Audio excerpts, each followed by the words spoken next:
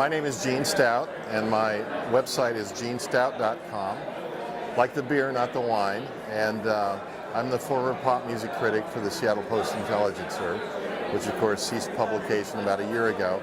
I started the music blog after that, and as I mentioned, my website is syndicated to the online-only newspaper at this point. I'm also a student of wine marketing at the Northwest Wine Academy, and developed a great interest in wine, and that's why I'm here and I'm having a blast. The reason I wanted to broaden my horizons a bit is just explore other areas of career options, perhaps, if you will, and to pursue an interest in wine and see where that leads me. And I'm meeting a lot of really great people through the school as well as here at the conference. So it's something that piqued my interest, and I think it's a good thing to do when you're on sabbatical, so to speak. What I'm learning and gaining from this conference is just meeting a lot of really interesting people who might be great partners later on in whatever pursuit I have of the wine industry. Connections that could prove useful. I may be useful to them, vice versa.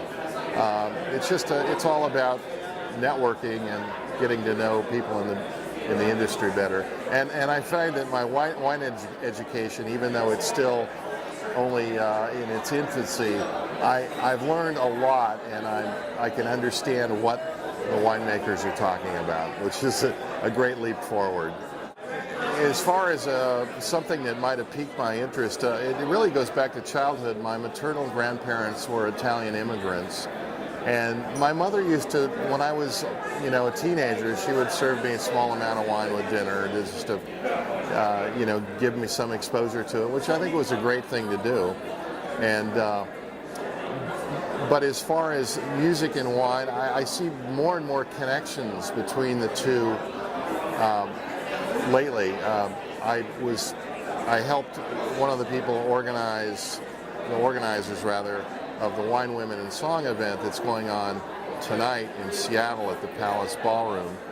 And it's a group of local singer-songwriters and women winemakers. And I see a lot of connections like that. Jeff Tate of Queensryche made 2 wines with Three Rivers Winery here in Walla Walla, a white and a red. He named them both Insania, which goes with a heavy metal theme, but a lot of rock and roll connections. Charles Smith is another one. In terms of where this may lead me, being a writer, I could certainly see, I've told the stories of musicians for many years. I've done literally thousands of interviews, and I could easily do that with winemakers and winery owners and everybody involved in the wine industry. It's a great fertile ground to be written about. But aside from that, I'd really like to help the wineries gain more exposure for their wines. I'm fascinated by the opening of markets in China and overseas, and how that may help Washington wineries. So we'll see. I think it's going to be a mix of public relations and writing.